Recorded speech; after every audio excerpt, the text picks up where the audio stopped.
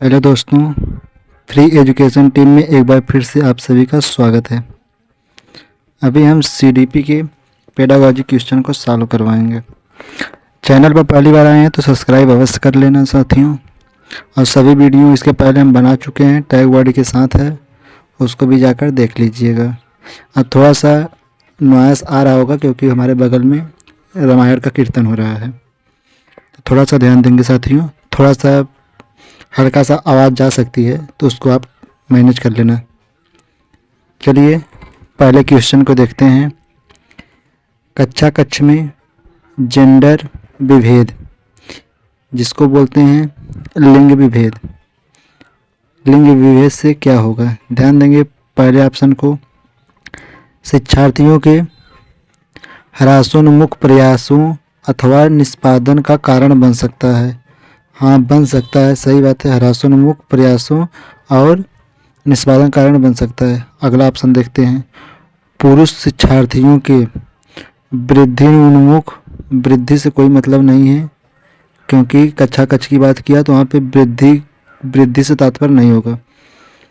उसके बाद अगला देखते हैं। महिला शिक्षकों की अपेक्षा पुरुष शिक्षकों के द्वारा अधिक किया जाता है, ये भी कोई मतलब की बात नहीं है, ये भी निगेटिव है।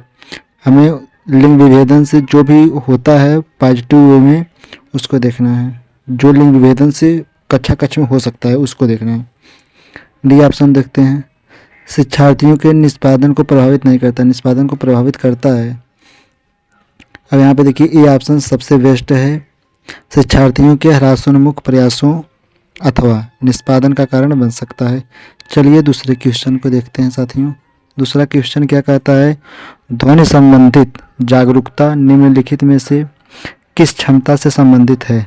ध्वनि संबंधित जागरूकता की बात किया है, ऑप्शन देख लेंगे।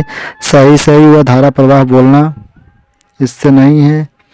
जानना समझना व लिखना, इससे भी नहीं है। व्याकरण के नियमों, निगेटिव टैग वर्ड है।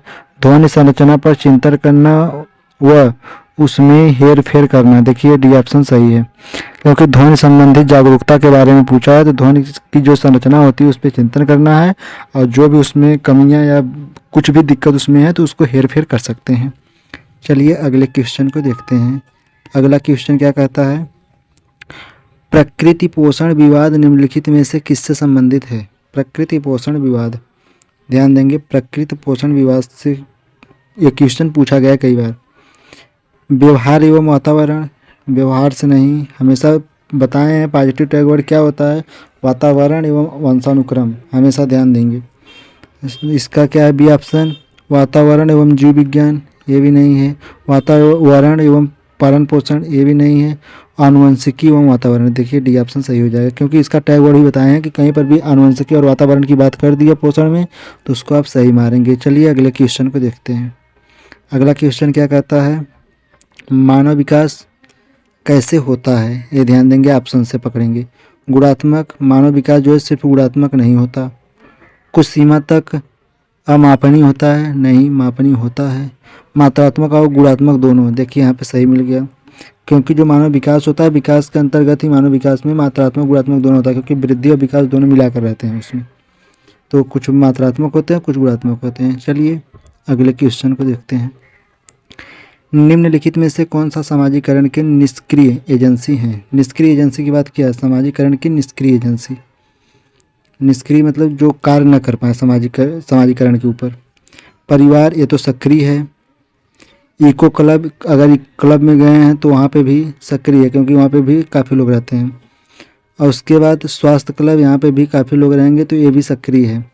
तो निष्क्रिय जो है वो हो गया सार्वजनिक पुस्तकालय, पुस्तकालय में किसी प्रकार का समाजीकरण की व्यवस्था नहीं है तो ये निष्क्रिय है, तो ये गलत है और गलत वाला ही में छांटना था जो निष्क्रिय हो, तो हमारा ऑप्शन सी ऑप्शन इसका राइट हो जाएगा।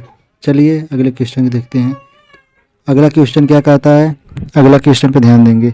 संज्ञानात्मक विकास निम्नलिखित में से किसके द्वारा समर्थित होता है। संज्ञानात्मक विकास निम्नलिखित में से किसके द्वारा समर्थित होता है। चलिए ध्यान से देखेंगे। उन गतिविधियों को प्रस्तुत करना जो पारंपरिक पद्धतियों को सुदृढ़ बनाती हैं, नहीं, ये निगेटिव है। पारंपरिक पद्धतियों को सुदृढ़ बनाए, ये निगेटिव चला ला, जो प्राचीन काल से चली आ रही है उसी को मजबूत बनाए, ये जो है निगेटिव है। चलिए बी ऑप्शन देखते हैं, एक समृद्ध और विविधतापूर्ण वातावरण उपलब्ध कराना। हाँ, ये सही है क्योंकि पॉजिटिव टैग वर्ड भी है इसमें, समृद्धि और विविधतापूर्ण वाला वातावरण, ये पॉजिटिव है। उसके बाद पहले उसके बाद भी देख लेते हैं कौन सा बेस्ट है। सहयोगात्मक की अपेक्षा व्यक्तिगत गतिविधियों पर अधिक ध्यान केंद्रित करना, नहीं, ये निगेटिव है। जितना संभव हो उतनी आवृत्ति के संगत और सुनियोजित परीक्षाओं का आयोजन कराना भी निगेटिव टैग वर्ड है। तो इसका सबसे बेस्ट ऑप्शन है बी वाला ऑप्शन। चलिए अगले क्वेश्चन को देख लेते हैं। अगला क्वेश्चन क्या कहता है, निम्नलिखित में से कौन सा सीखने की शैली का एक उदाहरण है। सीखने का शैली का एक उदाहरण, ध्यान देंगे। संग्रहण सीखने की शैली का एक उदाहरण हो सकता है, लेकिन यही मुख्य रूप से नहीं है। तथ्यात्मक, यही एक ही चीज़ सिर्फ तथ्य, यही नहीं हो सकता। स्पर्श संबंधित, ये भी नहीं होगा। इसका होगा चाक्षुष। इससे क्या होता है, बच्चे देखकर किसी भी वस्तु को, विषय वस्तु को देखेंगे तभी सीखेंगे। अपनी आंखों से देखकर ही बेस्ट सीखते हैं। सीखने की शैली का एक उदाहरण सबसे बेस्ट है चाक्षुष। अगले क्वेश्चन को देखते हैं। एक आंतरिक बल जो उत्साहित करता है और व्यवहारपरक प्रतिक्रिया के लिए बाध्य करता है एवं उस प्रतिक्रिया को विशिष्ट दिशा उपलब्ध कराता है। इसका देखेंगे, अध्यवसाय गलत है, संवेग गलत है, वचनबद्धता गलत है। इसका हो जाएगा डी ऑप्शन, अभिप्रेरणा। क्योंकि प्रोत्साहित अभिप्रेरणा जब मिलेगी, जब प्रोत्साहित होता है अभिप्रेरणा मिलती तभी प्रोत्साहित होते हैं बच्चे, तो उसी से होगा अभिप्रेरणा। चलिए अगले क्वेश्चन को देखते हैं। टैग वर्ड को पकड़िएगा, हर बार बोल रहे हैं कि टैग वर्ड पकड़िएगा। कम से कम आपका पेडागोजी के हर सब्जेक्ट से जो भी 15 क्वेश्चन है आप उसको सही कर लेंगे टैग वर्ड से। चलिए अगले क्वेश्चन को देखते हैं। निम्नलिखित में से कौन सा कारक अधिगम को सकारात्मक प्रकार से प्रभावित करता है। देखेंगे, सकारात्मक दिया है, पहले दे दिया, जो सकारात्मक हो उसी को हमें ढूंढना है। सहपाठियों से प्रतियोगिता निगेटिव टैग वर्ड है, इसको काट दीजिए पहले ही। अर्थपूर्ण संबंध पॉजिटिव है, इसको ले लेते हैं, लेकिन उससे भी अच्छा भी आगे ढूंढते हैं उसको। माता पिता की ओर दबाव भी निगेटिव टैग वर्ड है, गलत। अनुत्तीर्ण हो जाने का भय, ये भी गलत है। तो इसका सबसे बेस्ट बी ऑप्शन ही हमें मिला है। चलिए इसका बी ऑप्शन सही है। चलिए अगले क्वेश्चन की ओर चलते हैं। अगला क्वेश्चन क्या कहता है, प्रतिभाशाली शिक्षार्थी को से जुड़े प्रश्नों पर अधिक समय देने के लिए कहा जा सकता है। देखेंगे, समझ गलत, विश्लेषण गलत, उसके बाद स्मरण गलत। सबसे बेस्ट है सृजनात्मकता, क्रिएटिव। तो वहाँ पे जब सृजनात्मकता की बात होगी, सृजन की बात होगी, वहाँ पे आप उससे जुड़े प्रश्नों के लिए अधिक समय देंगे, क्योंकि वो अपने माइंड से उसको बनाएगा, उसके बाद वो आंसर देगा। सृजन करेगा मतलब क्रिएट करेगा, उसको उस तरीके से बनाएगा। इसका जो भी सबसे बेस्ट ऑप्शन है सृजन है। ध्यान देंगे कैसे पकड़ा जा रहा है ऑप्शन, वो देखेंगे। वहाँ पे जो सृजन है उससे क्या हो रहा है, बच्चा अपने मन से बनाकर उसको बता रहा है, उसको कर रहा है। तो जहाँ पे करने की बात आ जाए, खुद से करने की बात आ जाए, वहाँ पे पॉजिटिव होता है। तो सृजन करना मतलब खुद से किसी चीज़ को खोज करना, किसी शब्द को बनाना। तो इसलिए इसका ऑप्शन भी सही हो जाएगा। चलिए अगले क्वेश्चन को देखते हैं। निम्न में से कौन सा कौशल संवेगात्मक बुद्धि से संबंधित है, बताइए इसका कौन सा होगा। गतिक प्रक्रम, विचार करना, सहानुभूति देना, याद करना। देखिए जो कौशल है संवेगात्मक बुद्धि की बात किया, संवेगात्मक बुद्धि का मतलब होता है सहानुभूति देना। ध्यान देंगे, सहानुभूति देना जो होता है संवेग से संबंधित होता है। अगले क्वेश्चन को देखते हैं। अगले क्वेश्चन को देख लेते हैं। सभी के लिए विद्यालयों में सभी की शिक्षा निम्नलिखित में से किसके लिए प्रचार वाक्य हो सकता है। ध्यान देंगे, इसको प्रचार वाक्य की बात किया है, प्रचार वाक्य हो सकता है। और सभी के लिए प्रचार वाक्य हो सकता है। यहाँ पे देखिए सभी की शिक्षा का मतलब सीधा होता है समावेशी शिक्षा। देखिए इसका समावेशी शिक्षा, और जो भी पॉजिटिव टैग में बताए हैं, सहयोगात्मक शिक्षा नहीं, सशक्तिशील शिक्षा नहीं, पृथक शिक्षा नहीं, समावेशी शिक्षा सबसे बेस्ट होगा ऑप्शन। इसको ध्यान रखेंगे आप लोग, क्या हो जाएगा, समावेशी शिक्षा। एक मिनट दोस्तों,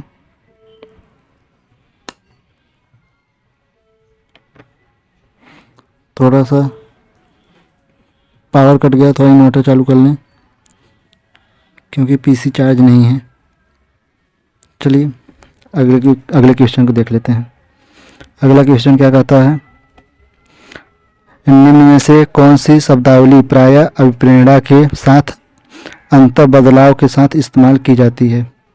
अभिप्रेरणा की बात किया है। अभिप्रेरणा का मतलब आवश्यकता। अभिप्रेरणा आवश्यकता, जब आपको किसी चीज़ की आवश्यकता है तभी आपको अभिप्रेरणा मिलेगी। संवेग से कोई मतलब नहीं है, उत्प्रेरणा से कोई मतलब नहीं है, पुरस्कार से कोई मतलब नहीं है। आपको जब तक आवश्यकता नहीं पड़ेगी तब तक आपके अंदर अभिप्रेरणा नहीं आएगा। किसी चीज़ को पाने की अगर आपकी आवश्यकता है, उसको किसी भी वस्तु को लेने की आवश्यकता है, तभी आपको अंदर से अभिप्रेरणा आएगा कि हम उसको कैसे प्राप्त कर सकते हैं। तो इसका ऑप्शन सबसे बेस्ट है बी ऑप्शन। चलिए अगले क्वेश्चन को देखते हैं। अगला क्वेश्चन क्या कहता है दोस्तों, निम्न में से कौन सा स्टर्नबर्ग की बुद्धि के त्रिस्तरीय सिद्धांत का एक रूप है। देखेंगे इसका प्रायोगिक बुद्धि, संसाधनात्मक बुद्धि, गणितीय बुद्धि, व्यवहारिक। इसका व्यवहारिक ऑप्शन सही हो जाएगा। स्टर्नबर्ग के जो बुद्धि की त्रिस्तरीय सिद्धांत है उसमें व्यवहारिक बुद्धि का जिक्र किया गया है। चलिए अगले क्वेश्चन को देखते हैं। वागोट्स्की के सिद्धांत में विकास के निम्नलिखित में से कौन से पहलू की उपेक्षा, उपेक्षा मतलब निगेटिव है, उपेक्षा होती है। ध्यान देंगे।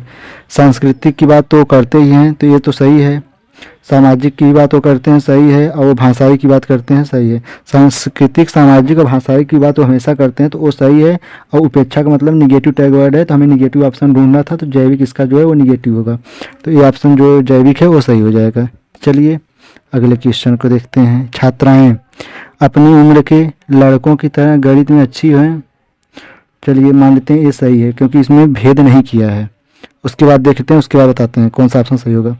अपनी उम्र के लड़कों की तुलना में स्थानिक अवधारणाएं में कम कुशल होती हैं। देखिए यहाँ पे भेद कर दिया, मतलब ये निगेटिव है, निगेटिव टैग वर्ड से मिल रहा है खुद की कम कुशल है लड़कों की तुलना में, तो वो गलत हो गया। भाषिक और संगीत संबंधित अधिक क्षमताएं रखती हैं। अधिक क्षमताएं ये रखती हैं तो क्या पुरुष कम रखते हैं, यहाँ पे भी निगेटिव बन रहा है क्योंकि आप अगर निकालेंगे अधिक क्षमताएं रखती हैं ठीक है, लेकिन पुरुष तो कम नहीं रखते, वो भी अधिक ही रखते हैं, तो उनका यहाँ पे जिक्र नहीं किया है। गणित के सवाल अच्छे से सीखती हैं लेकिन उन्हें तब कठिनाई आती है जब उन्हें ये कठिनाई, ये सब जो है टैग वर्ड निगेटिव है, इसको काट दीजिए पहले से और इसका ए ऑप्शन सही हो जाए क्योंकि इसमें भेदभाव नहीं किया गया। अपनी उम्र के लड़कों की तरह ही गणित में वो भी अच्छी होती हैं। चलिए अगले क्वेश्चन को देखते हैं। शायद ये हमारे आगे आज का लास्ट क्वेश्चन होगा। और साथियों कमेंट करना और सब्सक्राइब जरूर कर देना चैनल को। चलिए इस क्वेश्चन को भी देख लेते हैं। शब्दों में अक्षरों के क्रम को पढ़ने में कठिनाई, देखिए पढ़ने में कठिनाई की बात किया है, पढ़ने में कठिनाई का अनुभव करना और अक्सर चाक्षुष स्मृति का ह्रास से संबंधित है। ध्यान देंगे पढ़ने की बात किया है तो पढ़ने का मतलब होता है डिसलेक्सिया। यहाँ पे देखिए डी ऑप्शन डिसलेक्सिया। डिस्ग्राफिया जो होता है लिखने से संबंधित होता है। क्या होता है, लिखने से संबंधित, लिखने से संबंधित है। डिसकैलकुलिया जो होता है गणना संबंधित होता है, गणना या गणितीय संबंधित होता है। ध्यान देंगे हमेशा इन तीनों की याद कर लीजिए। जो ग्राफिया समझ लीजिए ग्राफ से है, ग्राफ से मतलब कि लिखने से संबंधित। डिसलेक्सिया का मतलब होता है पढ़ने से संबंधित। तो यहाँ पे पढ़ने की कठिनाई पूछा है तो इसका डी ऑप्शन सही हो जाएगा साथियों। चलिए इसी क्वेश्चन के साथ इस वीडियो को समाप्त करते हैं। चैनल पहली बार आए हैं तो सब्सक्राइब अवश्य कर लेना साथियों। धन्यवाद। किसी अन्य वीडियो में आपसे फिर से मिलेंगे।